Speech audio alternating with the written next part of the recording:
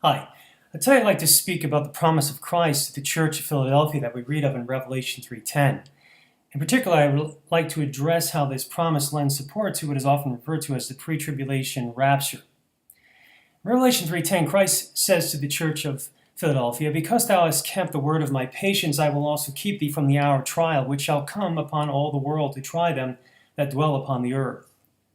First, Christ commends them for keeping the word of his patience. And the word for patience is the idea of endurance, steadfastness. According to Thayer's Greek lexicon, this is the characteristic of a man who has not swerved from his deliberate purpose and his loyalty to faith and piety by even the greatest trials and sufferings. In other words, this word carries the idea of one who remains fixated on and clinging to their faith despite all the things that would try to get them to give up and let go. So it was with these believers Christ is addressing. They were steadfast in their spiritual walks. There were many forces that were trying to pull them down, get them to try to let go of Christ and their commitment to him and a life of godliness, but they remained steadfast and faithful to Christ. And it's because they were steadfast in their spiritual lives, passing the test that they had gone through, they would be exempt from another test that would occur in the future, as Christ declares, "Because thou hast kept the word of my patience, I also will keep thee from the hour of trial which shall come upon all the world to try them that dwell upon the earth." Now, the word try can carry the idea of testing something to determine or ascertain its quality or true nature. It can be thought of as an experiment of proving to determine a man's fidelity, integrity, and virtue. And what is to be tested are those people that dwell upon the earth. They are to be tried or tested to make clear what the true nature of their heart is. And of course, Jehovah already knows what's in the heart of man, but he desires to bring what is in the heart of man out onto the surface to make it clear and evident to others, that they might know what unsaved man truly loves and is allegiant to. This would entail making it clear to other human beings and angels as well. And I would submit that this hour of trial will begin around the time the Antichrist begins to reign. For when the Antichrist reigns, that will certainly be a test to those on the earth to determine who they are truly loyal and devoted to, whether to Christ or to the Antichrist or Satan. I know we know from the Bible that one of the main ways God tests people is ordaining and allowing them to be exposed to deceivers and Satan himself, who tries to tempt them to sin or deny God. For example, consider that in the Garden of Eden we have Adam and Eve being allowed to be tested, tempted by the devil to eat of the tree of the knowledge of good and evil. We also read in the book of Job where God allowed Satan to afflict Job, to tempt him to curse and deny God and turn away from him. We have even in the life of Christ where God allowed his son to enter into a time of temptation by the devil. And note that on such text as Luke chapter 4, verse 13, which references this temptation, the Greek word for temptation is the very same word we find in Revelation 3:10. Also consider that after the millennium, we read that Satan will be loosed for a little season to tempt people on the earth to rebel against Christ. Interestingly, there is no indication there's going to be some kind of rapture of mortal believers on the earth before the devil is loosed. And I think one of the reasons is because most of those mortal believers on the earth had never been tempted by Satan before. So in harmony with God's pattern for dealing with people in history, he will ordain for such saints to be tempted by Satan that they might have an opportunity to prove who they are truly allegiant to. So it is that those who dwell on the earth will be tempted by Satan to determine whether they will obey Jehovah or Satan in the person of Antichrist, who along with his false prophet will, much like the devil in the Garden of Eden, try to seduce people away from God and his word. People will be tested to determine whether they will trust and obey Jehovah or deny him and pledge allegiance to the man of sin. And as I will get into this more later, the reason why many believers will be spared from this time of trial is because they had already been sufficiently tested by Satan and his emissaries in their life and proven themselves faithful. Now, to help further support this idea that the hour of trial entails the reign of the Antichrist, I'd like to draw your attention to Matthew 6, which is where we find the model prayer, where we have Christ teaching his disciples how to pray. Notice what Christ says in verse 13, "And lead us not into trial or temptation, but deliver us from the evil. For thine is the kingdom and the power and the glory forever. Amen." First of all, the word for trial in the Greek is the very same word Christ uses for trial in Revelation 3:10. In Matthew 6, Christ is teaching his disciples and each of us to pray that we would not be led or brought into trial. Now we know that Jehovah never tempts man with sin. However, as I mentioned earlier, what God does do is often ordained and allow people to be tested and tempted by Satan, who desires to entice and seduce people into thinking, speaking, or acting contrary to the nature and will of Jehovah. And in Matthew 6, Christ is basically teaching us to pray that we would not be led into a situation where Satan will tempt us to sin against our Heavenly Father. But in addition, we see that Christ tells us to pray that we would be delivered from the evil. And I say the evil because in the Greek, there is an article before the Greek word for evil, which suggests Christ has in mind either a specific evil person, such as Satan, or a specific evil time or event. I don't believe it's a coincidence that right after mentioning not being led into trial or temptation, Christ alludes to the tempter himself, Satan, who is the evil, who we are to pray to be delivered from. However, while we are to pray to not be led into trial and be delivered from Satan in our current lives, the scope of this prayer request can also extend to both the hour of trial and the evil one at the time of the end. And consider earlier in Matthew 6:10, Christ tells us to pray for the Father's kingdom to come. And then in the latter part of verse 13, we read again of God's kingdom. Now, of course, God's kingdom comes and will manifest itself in a limited way in the church age anytime a person is saved and yields to Christ as master. But the ultimate expression and manifestation of Jehovah's kingdom will occur after Christ returns and sets up his earthly kingdom on the earth. That is when the Father's kingdom will truly come. So we see that Christ's instructions to the disciples in this prayer clearly looks forward to the time of the end. This actually harmonizes with some of Christ's teachings in the previous chapter, which also seems to look forward to the end of the age, namely in regard to those who will enter the millennial kingdom. As we read in Matthew chapter 5, verse 6, "Blessed are the meek, for they shall inherit the earth." Now this gives us grounds to apply other parts of Christ's prayer in Matthew 6 to the end times as well, as long as it doesn't violate the context or cause any contradiction in the scriptures. In particular, I would submit the part that also applies to the end times is where we are to pray to not be led into trial and to be delivered from the evil one. Now, even as Satan has been the tempter throughout human history, beginning in the Garden of Eden, so he will be the primary tempter during the hour of trial right before Christ returns. And the main way Satan is going to try to tempt mankind to reject and sin against Jehovah is by means of the person of the Antichrist, who is also the evil one or the wicked one. In the light of Matthew 6, it is that time of trial, that evil one that we are to pray to be delivered from. Again, I mentioned earlier how in Matthew 6, Christ associates the time of trial with the evil one. So it is quite reasonable that when Christ speaks of that hour of trial that will come upon all the world in Revelation 3:10, he is presupposing that Satan himself or the Antichrist is intimately involved in that hour of trial. In addition, I want to emphasize that in Matthew 6, Christ doesn't teach us to pray to be preserved or kept in or through trial. Instead, it's a prayer to not be brought into trial.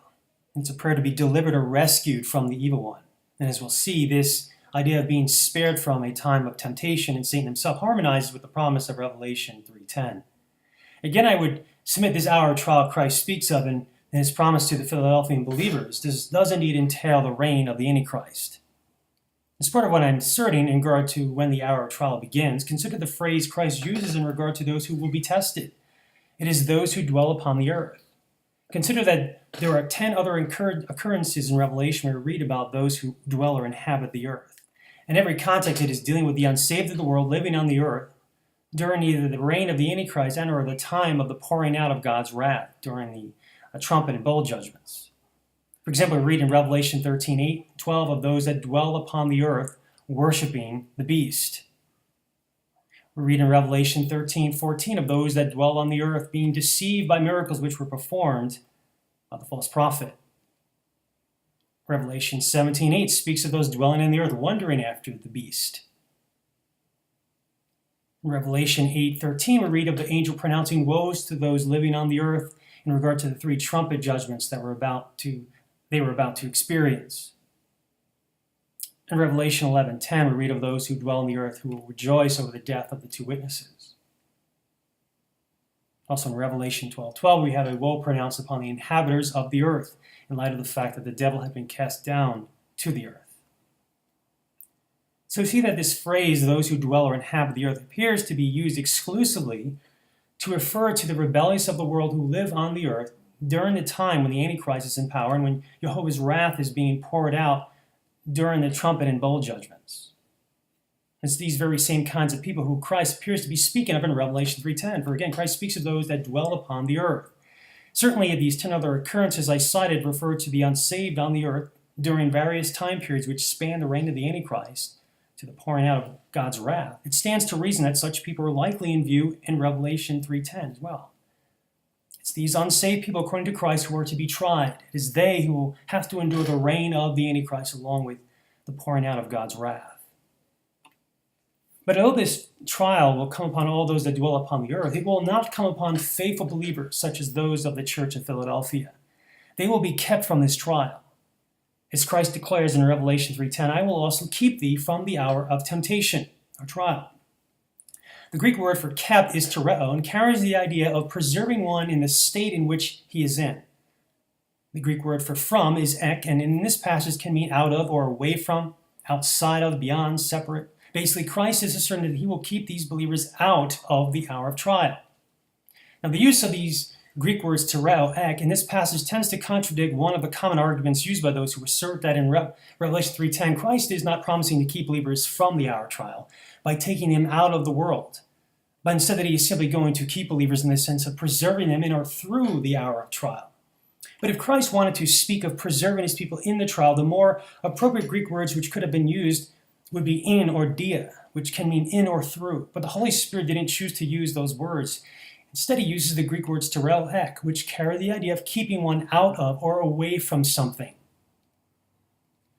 Note that Christ doesn't state he is going to bring the Philadelphian believers out of the hour of trial, which implies they would experience it for a while and then be delivered from it. Instead, Christ speaks of them being kept out of the trial. There's a difference between bringing one out of something and keeping one out of something. To help clarify this, consider the difference in the meaning between the following two different statements in regard to my relationship to a certain burning building. Number one, I was brought out of the burning building. Number two, I was kept out of the burning building. Now, what's the difference in meaning? Well, the first statement, where I stated I was brought out of the burning building, implies I was once inside the building, but then some external force, such as a person or people, acted on me to bring me or relocate me outside of the building. But the second statement doesn't imply that. It doesn't imply I was ever in the building. It just implies that I was kept or preserved by some external force in the state of being outside of the burning building and was prevented from entering into the building. I would submit the meaning of the second statement is similar to the idea of Revelation 3:10, where Christ speaks of keeping the Philadelphian believers out of the hour of trial. Again, Christ doesn't promise to bring the church out of the trial. If he did, that would imply they would be previously in the trial. Instead, he uses the word keep, which carries the idea of him preserving the church in the state of being outside or separate from the trial and preventing them from entering into the trial. And this harmonizes with Christ's words in Matthew 6 that I touched on earlier about praying to not be led into temptation or trial. Christ didn't tell us to pray to be kept in the trial, but to pray to not be led into it. In addition, the idea that Christ promised in Revelation 3:10 is in regard to preserving the faith of these believers in the hour of trial doesn't harmonize with Christ's reasoning in the passage. Again, when Christ speaks of the hour of trial, he is implying it as a time of testing or proving. But Christ has already made clear that these believers in Philadelphia had already been tested and proven themselves. So Christ's reasoning seems to be that there was no more need for any further severe testing for these believers. For example, imagine you're taking a course in college and the instructor promises the class that if any student maintains at least a 3.8 or higher grade point average throughout the year, the student will be exempt from taking the final exam. Now, the reason the student would obtain such an exemption should be pretty obvious. First, if a student maintains a high grade point average during the year, it demonstrates that he has relatively mastered the course material. He knows it very well, and there's not much need for any further testing. This seems to be something of the reason behind Christ's promise. Christ talks about this big test that will come upon the world, but these faithful believers in Philadelphia would not have to take and experience this test because they have already demonstrated, like diligent students, that they already knew the spiritual material or truths that Christ through the Spirit had taught them. That is, they made it clear through their patient endurance that they truly knew Christ and loved him above all, so much so they were willing to endure all sorts of pain and suffering for his name's sake. They had already proven they know, understand, and have the proper perspective on spiritual truths and divinely given information. And it's in light of this fact that there seems to have been no need for them to be tested again. It seems Christ's reason is that because they had proved themselves faithful, it would be almost redundant and an unnecessary burden for these faithful believers to have to endure yet another time of testing to prove themselves faithful once more. I would submit that this helps to cast serious doubt on the idea that Revelation 3:10 is about Christ promising these believers that although they would have to experience yet another great test to their faith, he would preserve them during that test. And so it is because this church would not need to be tested along with the world that they would be exempt and spared from that test. To use the language of Revelation 3:10, they would be kept out of or away from that final test.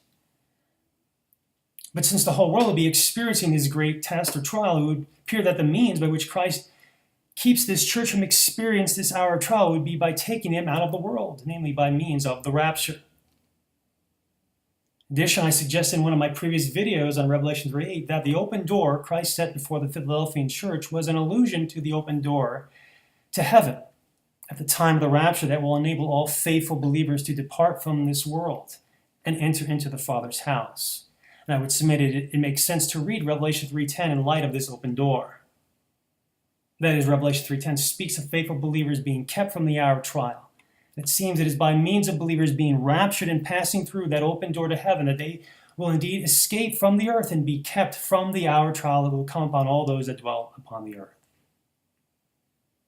Thank you for watching, and as always, please feel free to comment.